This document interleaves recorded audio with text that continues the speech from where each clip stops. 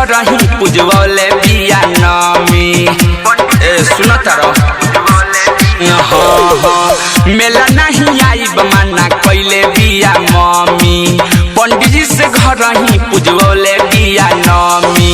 बोलो कैसे आई हो जान जाइए भाई हो तोहरा संगे घूमत में जदी कहीं देखा हो गइल हमर छेकन मेला देखाव पहले लेखा हो गइल हमर छेकन मेला देखाव पहले लेखा हो गइल हमर छेकन मेला देखाव पहले लेखा देखाव पहले लेखा डीजे विकास हो गइल हो गइल हमर छेकन मेला देखाव पहले लेखा। हम रहनी फिरी खूब देखौल मेला दिन उतरल जब से बढ़ल बजमेला। हम रहनी फिरी खूब देखौल मेला दिन उतरल जब से बढ़ल बजमेला। खुद के बानी खिसियाइल बाबू पर हम बिखियाइल खुद के बानी खिसियाइल बाबू पर हम बिखियाइल तोहरे चक्कर में प्रसादी नहीं ठेका हो गइल हमर छेकन मेला देखाव पहले लेखा हो गइल हमर छेकन मेला देखाव पहले लेखा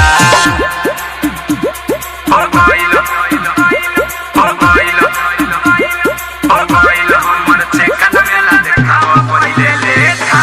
डीजे विकास रीगा सीतामढ़ी अलबेला रिकॉर्डिंग स्टूडियो गढ़ी में नेपाल। जय चंदेश्वर तू कल सबर मिली है ना कबहू दूर होता लभर। अलबेला अशोक तू कल सबर मिली है ना कबहू दूर होता लभर। अब यार छोड़ हमर डिलीट कर नंबर अब यार छोड़ हमर डिलीट कर नंबर।